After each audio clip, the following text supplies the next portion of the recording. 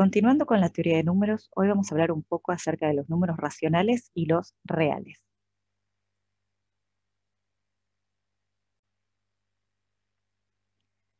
Un número racional es todo número que puede representarse como el cociente de dos números enteros, o más precisamente un entero y un natural positivo. Es decir, una fracción común a sobre b con numerador a y denominador b distinto de cero. El término racional alude a una fracción o parte de un todo, una ración. El conjunto de los números racionales se denota por la letra Q, Q mayúscula, que deriva de cociente, quotient en varios idiomas europeos. En sentido estricto, un número racional es el conjunto de todas las fracciones equivalentes a una dada.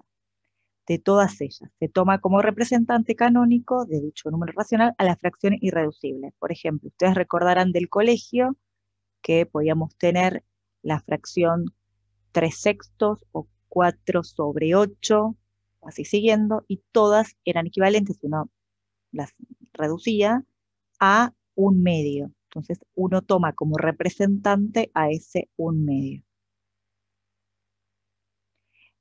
Este conjunto de números incluye a los enteros, como los enteros incluían a los naturales. Cualquier número entero se puede expresar como el número racional n sobre 1. Debido a esto se describe frecuentemente que z, el conjunto de los enteros, está contenido en q, el conjunto de los racionales.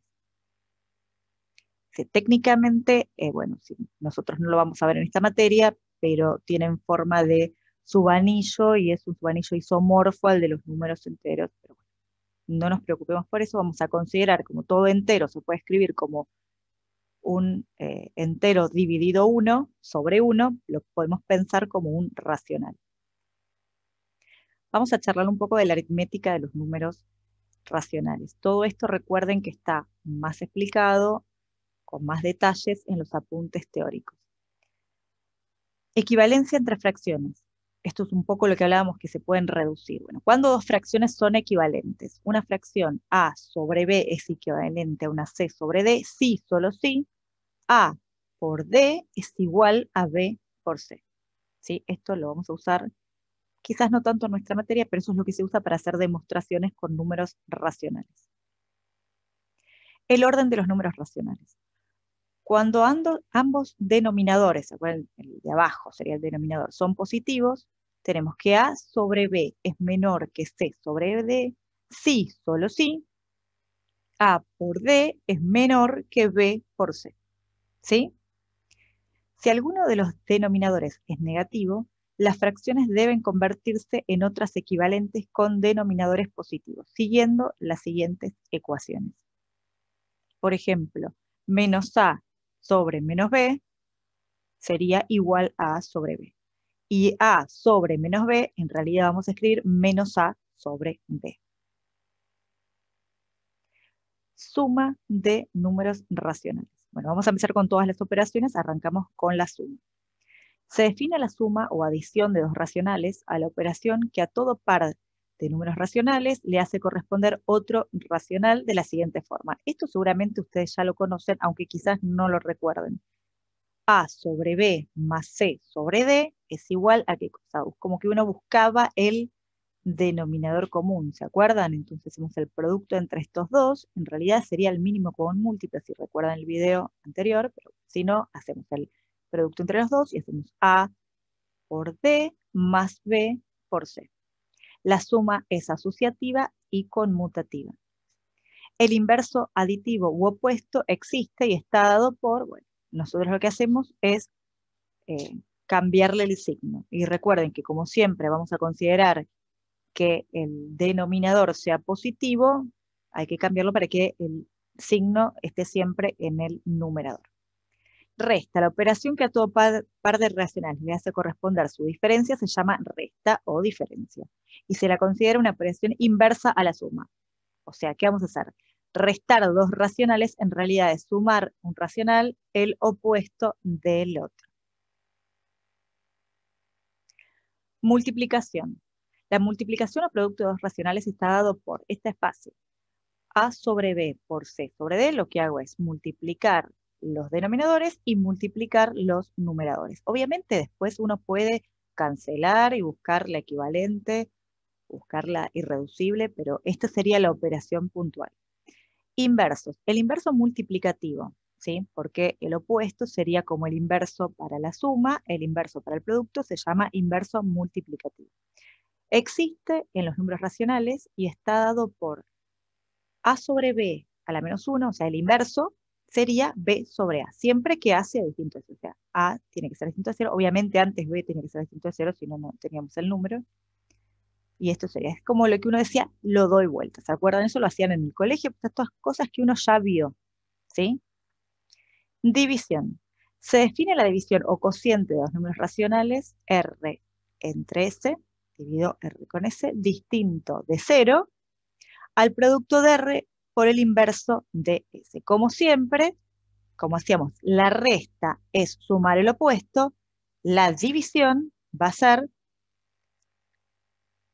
¿ven? La resta era, disculpen, la resta era sumar el opuesto, la división va a ser multiplicar por el inverso.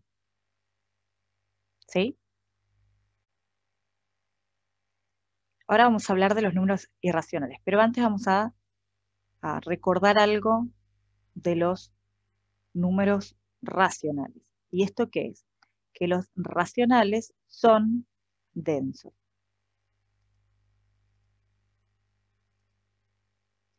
Densidad de los racionales. Los números racionales cumplen la propiedad arquimediana o densidad, y esto es que para cualquier par de racionales existe otro número racional situado entre ellos. Propiedad que no está presente en los naturales ni los enteros, ¿sí? O sea, uno lo grafica en una recta, entre los enteros siempre hay espacio, ¿sí? Bueno, esto no pasa en los racionales. Acá tenemos una forma de mostrar que eso no pasa en los racionales, o sea, que son densos, siempre entre dos vas a encontrar uno, y va a ser que esto es una forma fácil de probarla. Vamos a suponer que tenemos dos racionales, acá los escribimos como X e Y, pero recuerden que si son racionales, cada uno de ellos son un cociente de enteros. Vamos a suponer, por comodidad, que X es menor que Y, y entonces vamos a hacer algunas cuentitas. Vamos a decir que 2X es X más X, eso está claro. Si yo tengo dos números, que uno es menor que el otro, y a ambos lados los voy a sumar, vamos a suponer, por comodidad también, que son positivos, igual esto no cambia en nada, pero vamos a suponerlo. Entonces sumamos a ambos lados de esta igualdad, vamos a sumarle X, o sea que es como que yo acá voy a sumar otro X y a este voy a sumarle un X. ¿Qué tengo? X más X de un lado y X más Y del otro. Recuerden que esto teníamos primero que X era menor que Y. X más X es 2X, obviamente. De la misma forma lo hacemos del otro lado. Yo tenía X menor que y voy a decir que obviamente esto es más chiquito que sumarle a ambos lados el Y, ¿sí? Pero esto es igual a decir 2Y. Entonces, fíjense, lo que nos termina quedando es 2X, es más chiquito que X más Y. Este X más Y termina siendo más chiquito que 2Y. Entonces llegamos a esto que tenemos acá. Llegamos a que 2X es más chiquito que X más Y, que es más chiquito que 2Y. Ahora yo esto puedo dividir todo por 2, el 2 es un número positivo distinto de 0. Si divido todo por 2 me queda que X es más chiquito que X más Y sobre 2 y esto es más chiquito que Y. Pero entonces nosotros partimos de que teníamos un racional más chico que otro y ahora ya tenemos en el medio, entre ellos dos, otro racional más. ¿Sí? Porque esto es la suma de racionales, es racional, lo divido por 2, me sigue quedando racional y entonces a partir de dos racionales que teníamos, ahora tengo otro más entre medio de ellos. Y así puedo seguir, porque podría hacer esto entre estos dos, y así sigo al infinito. Entonces siempre se puede encontrar, esta es una manera, dos que entre dos racionales hay otro. Esto se llama densidad de un conjunto, ¿sí? No todos los conjuntos lo cumplen, el conjunto de los racionales lo cumplen. Ahora, ¿qué pasaba? Los racionales son densos, pero no son completos. Hay números que no son racionales, que no cumplen esto de ser el cociente de dos enteros. Y esos son los que vamos a ver ahora. Entonces, estos eran los números irracionales que hoy habían aparecido. Un número irracional es un número que no puede ser expresado con cociente de dos enteros. Es decir, que no puede ser una fracción m sobre n con m y n enteros, ¿sí? Con obviamente la n distinto de 0. Bueno, los números irracionales se clasifican en dos tipos, los algebraicos y los trascendentes. Para nuestra materia esto no va a importarnos, después ustedes depende que si aparecen en alguna otra aplicación, los estudiarán, pero bueno, no es que en esta materia nos vaya a importar eso. Ahora ustedes pueden decir, ¿cómo sé que realmente existen los irracionales? Bueno, todo el tiempo están con nosotros. Ustedes recordarán pi, que lo usaban para calcular el área de una circunferencia, el número e, y bueno, raíz de 2, ustedes estarán acostumbrados a verlos, ya los habrán utilizado en un montón de aplicaciones. Bueno, esos son números irracionales que sabemos efectivamente que existen. Entonces, los racionales que eran densos, siempre entre ellos había otro más, igual tenían agujeritos que, bueno, se fueron completando con los irracionales, y esto nos hace pasar a lo que sería el conjunto más grande con lo que estuvieron trabajando hasta ahora, que son los números reales, ¿sí? Antes de ver propiedades que tienen los números irracionales, vamos a realmente demostrar que algún número es irracional. Bueno, yo les dije hoy, raíz de 2, que estarán acostumbrados, y además pueden googlear, fue en algún momento como en algún momento de la historia, de la matemática, fue, bueno, ¿qué es esto del raíz de 2? Era un número que hasta a algunos les parecía que traía mala suerte. Pero bueno, las raíces cuadradas de los números primos, por ejemplo, no son números racionales. Si no es racional, es un número irracional, ¿sí? Vamos a demostrar, por ejemplo, que el raíz de 5 es un número irracional. ¿Cómo demuestro que es un número racional? Como dice acá. Lo que vamos a hacer es que, en realidad vamos a demostrar que no se cumple que raíz de 5 sea un número racional. Y como muchas veces en matemática, lo que vamos a hacer, vamos a suponer que sí es racional. Y vamos a llegar a un absurdo. Cuando se llega a un absurdo, decimos, bueno, esto pasa porque en realidad no era un racional. Entonces es un irracional, ¿sí?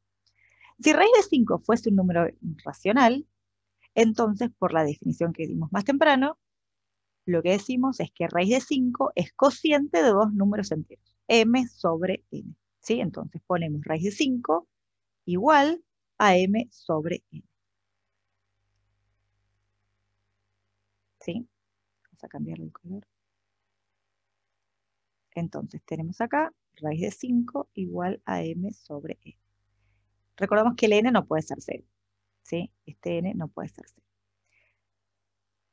Para facilitar las cuentas vamos a suponer que m y n no tienen factores en común. Si los tuvieran es como que uno los va cancelando, como dijimos antes, y nos quedamos con la fracción irreducible, ¿sí?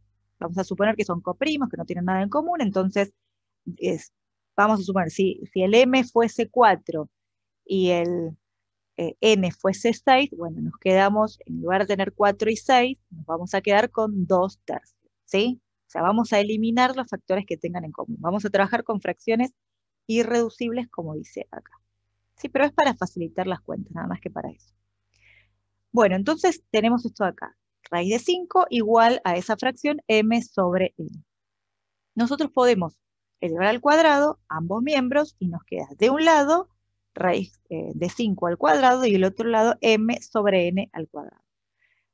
Vamos a, si recuerdan del curso de ingreso o del colegio, lo que nos queda es que esta fracción es lo mismo que decir m al cuadrado sobre n al cuadrado. Y raíz de 5 al cuadrado nos queda 5. Entonces pasamos a esto de acá. Ahora lo que hacemos para desligarnos un rato de las fracciones es pasar el n cuadrado que está acá, lo pasamos multiplicando. En realidad lo que vamos a hacer es multiplicar a ambos lados por n cuadrado. Pero lo que uno decía en el colegio era, bueno, paso multiplicando porque está dividiendo. ¿Sí? Bueno, cuando definimos los enteros de la fracción, pusimos que el n tenía que ser distinto de 0. ¿Por qué tiene que ser distinto de 0? Y bueno, porque si no, no se puede dividir por 0, así que eso ya estaba descartado. No dijimos nada de m. ¿M puede ser 0?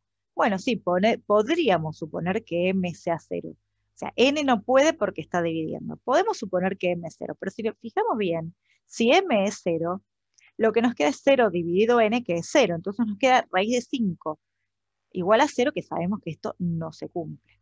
¿Sí? Entonces ya descartamos que ambos factores, ambos m y n, sean 0. Observemos que tampoco pueden ser 1 y menos 1. Acá hay que trabajar un poquito más. ¿Sí? Tenemos que si m es 1, nos queda que raíz de 5 es igual a 1 sobre n. O equivalentemente, 5 es igual a 1 sobre n cuadrado. Y nos queda esto de acá. ¿Sí? Recuerden que antes teníamos n cuadrado igual a 5 por 5 igual a m cuadrado. Bueno, si m es 1, nos quedaría así. Lo que es un absurdo, ¿sí? Porque nosotros tenemos que ningún par de números enteros, el 5 es un entero y n cuadrado, como n es entero, sería un entero, ningún par de enteros multiplicados nos da 1. Así que eso es un absurdo, no puede pasar. ¿Sí? Lo mismo si m es menos 1, porque al estar al cuadrado va a pasar lo mismo, o sea que m ya descartamos que sea 1 y que sea menos 1. N no es ni 0, ni 1, ni menos 1. ¿Qué pasa si n es 1 o menos 1? De la misma forma. Entonces lo que tenemos es que raíz de 5 es igual a m. Yo creo que estamos todos de acuerdo que raíz de 5 no es un entero, m era entero. Pero bueno, vamos a suponer que pase eso. Entonces, tenemos que m no es ni 0, ni 1, ni menos 1. Tenemos que m, ya habíamos dicho, no era 0, no era 1, ni era menos 1 por esto de acá. Entonces, suponiendo que n es 1, o menos 1 es lo mismo, llegamos a que nuestro 5 es igual a m, y raíz de 5 es igual a m, y por lo tanto 5 es igual a m cuadrado. ¿Sí? Y entonces ahí recordamos el teorema fundamental del álgebra del video anterior, que decía que todo entero que no es ni 0, ni 1, ni menos 1, es producto de primos, producto de factores primos, y esa factorización es única salvo el orden. O sea, yo puedo escribir 3 por 5 o 5 por 3, pero los factores que están involucrados son el 5 y el 3. ¿Sí? Bueno, en este caso nos queda que 5 es igual a m cuadrado, como m es un entero que no es ni 0, ni 1, ni menos 1, se puede aplicar el teorema fundamental de la aritmética y escribir a m como estos factores primos. P1, P2, P3, hasta P sub i son primos. Cada uno con su potencia, porque recuerdan, qué sé yo, nosotros la otra vez trabajamos con el 60, que era 2 por 2 por 3 por 5. O sea, el 2 estaba al cuadrado, el 3 estaba a la 1. O sea, cada uno con su potencia. Eso lo hacemos al cuadrado, porque esto de acá adentro sería m, y eso hay que hacerlo al cuadrado. Hacerlo al cuadrado, si recuerdan, si tenemos un producto que tiene una potencia y le aplicamos otra potencia, lo que hacen es que las potencias se multiplican. Entonces nos queda cada uno de los primos p sub i elevados a la 2 por la potencia que tenían. Recordemos que estas h de las potencias pueden ser 1, ¿sí? O pueden ser 2, o pueden ser 29, no importa, son potencias. Cada primo con su potencia. Y ahora, al estar al cuadrado, cada una de esas potencias se multiplica por 2. Entonces, lo que tenemos después es un número 5, que recordemos que era primo, ¿sí? Y entonces tenemos de un lado del igual un 5, y del otro lado tenemos un montón de primos que están multiplicados por potencias. Si miramos bien, todas estas potencias son pares. Y sí, porque están multiplicadas por 2, por este 2 de acá. Pero entonces ahí tenemos un absurdo, porque de un lado tenemos el 5, y del otro lado tenemos todos los primos multiplicados y con potencias pares. El 5 es primo, y está elevado a la 1. Entonces, ¿qué puede pasar? Si alguno de estos p sub i que están acá es 5, ¿qué potencia va a tener? Va a tener potencia 2, 4, 6, una potencia par. Entonces, de un lado de la igualdad tiene una potencia impar, que es 1, y del otro lado tiene una potencia par, que será 2, 4, 6, o puede ser 0. Pero entonces, aparece de un lado una cantidad impar de veces y del otro lado una cantidad par de veces. No puede pasar. Esto es un absurdo. Entonces, no puede pasar que el n sea 1 o menos 1. ¿Sí? Bueno, de igual forma, lo que nos va a pasar es que, o sea, con la misma idea, lo que podemos pensar es que si m ya era distinto de 0, distinto de 1, distinto de menos 1, y ahora n pasa lo mismo, bueno, entonces lo que nos va a pasar es eso. Vamos a hacer otra vez la misma suposición. Vamos a decir que m y n son enteros, distintos de 0, 1 y menos 1, entonces ahora aplicamos el teorema fundamental de la aritmética a ambos lados. Entonces, de un lado tenemos el n, que es, vamos a suponer que los q sub r son todos primos, cada uno con su potencia, y al cuadrado, todo eso por 5. Del otro lado teníamos los p, que eran los primos de la descomposición de m, cada uno con su potencia, acá las potencias se llaman t, todo al cuadrado, aplicamos las propiedades de los exponentes y nos queda de un lado primos q con potencias pares por 5, que está a la 1, y del otro lado primos p, que es con sus potencias pares. Entonces, otra vez el 5. De este lado el 5 está una cantidad impar de veces, porque o está una vez, o si alguno de los q es 5, va a estar una cantidad par, supónganse que q sub 1 es 5, entonces tengo 2S1 veces el 5 más 1 de acá. Entonces, si ningún q es 5, está una vez. Y si alguna vez q es 5, está una cantidad par más 1. Par más 1 me queda impar. Entonces, de este lado, tengo que de este lado, el 5 está una cantidad impar de veces. Pero de este otro lado, va a estar una cantidad par. ¿Por qué? O está 0 veces, que no aparece, es una cantidad par, o está, si alguno de los P es 5, va a estar una cantidad, va a estar 2T, 2T1, 2T, lo que sea, que va a ser 2, 4, 6, una cantidad par de veces. Entonces nos queda que el 5 está por un lado una cantidad impar de veces y por el otro lado una cantidad impar de veces.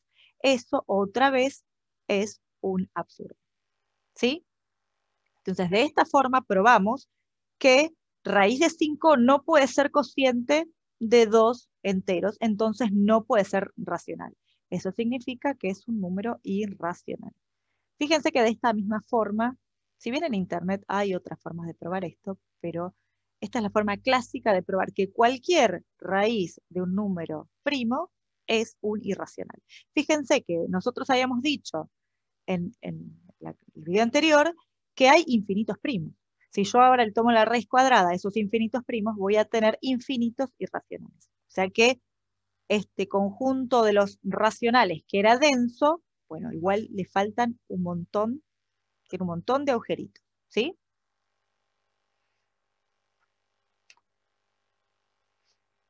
Vamos a continuar. Bueno, y ahora que sabemos que existen y que son muchos y vemos alguna forma de cómo probar que algunos son irracionales, vamos a hablar de algunas de las propiedades que tienen los irracionales, ¿sí?